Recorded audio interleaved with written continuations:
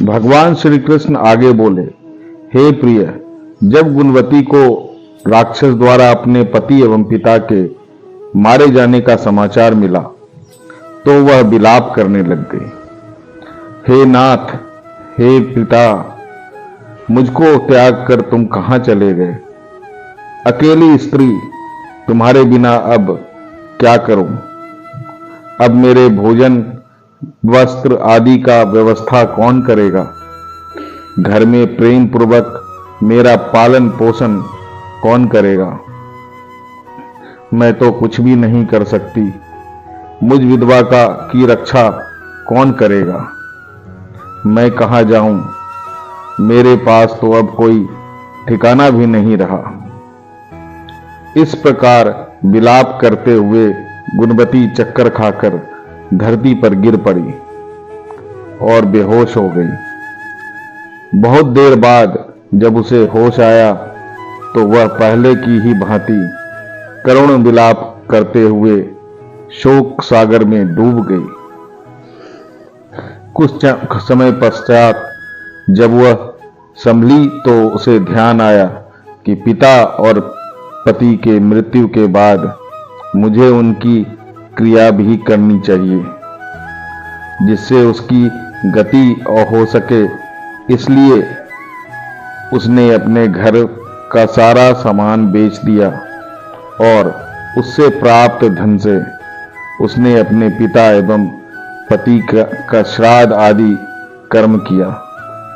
तत्पश्चात उसी नगर में रहते हुए 8 पहर भगवान विष्णु की भक्ति करने लगी।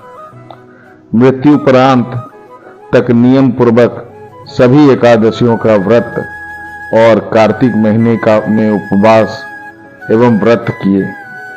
हे प्रिय, एकादशी और कार्तिक व्रत मुझे बहुत ही प्रिय है। इससे मुक्ति, भक्ति, पुत्र तथा संपत्ति प्राप्त होती है। कार्तिक मास में जब तुला राशि के घर सूर्य आता है तो ब्रह्म मुहूर्त में उठकर स्नान करने व व्रत व उपवास करने वाले मनुष्य मुझे बहुत प्रिय हैं, क्योंकि यदि उन्होंने पाप भी किए हो तो भी स्नान व व्रत के प्रभाव से उन्हें मोक्ष प्राप्त हो जाता है।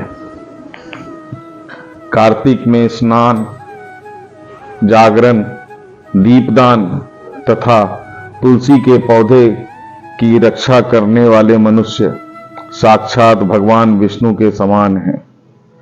कार्तिक मास में मंदिर में झाड़ू लगाने वाले व्यक्ति, स्वास्तिक बनाने वाले तथा भगवान विष्णु की पूजा करने वाले मनुष्य जन्म मरण के चक्कर से छुटकारा पा जाते हैं।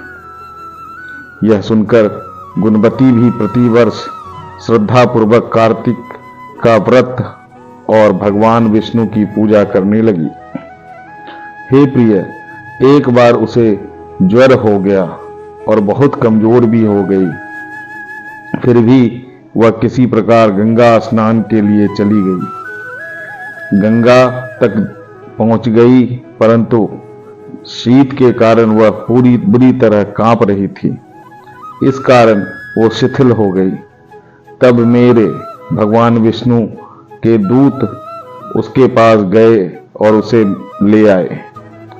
तत्पश्चात ब्रह्मा आदि देवताओं की प्रार्थना पर जब मैंने कृपा कर अवतार लिया तो मेरे गण भी मेरे साथ इस पृथ्वी पर आए, जो इस समय यादव हैं। तुम्हारे पिता पूर्व जन्म में देव शर्मा थे, जो इस जन्म में सत्राजित हैं। पूर्व जन्म में चंद्र शर्मा, जो तुम्हारा पति था, वह डाकू है। और हे देवी, तुम ही वो गुणवती हो। कार्तिक व्रत के प्रभाव के कारण ही तुम मेरी अर्धांगिनी हुई। पूर्व जन्म में तुमने मेरे मंदिर के द्वार पर तुलसी का पौधा लगाया था। इस समय वह तेरे महलों के आंगन में है, कल्प वृक्ष के रूप में विराजमान है। उस जन्म में जो तुमने दीप दान किया था, उसी कारण तुम्हारी देह इतनी सुंदर है और तुम्हारे घर में साक्षात लक्ष्मी का वास है। चूंकि तुमने पूर्व जन्म में अपने सभी व्रतों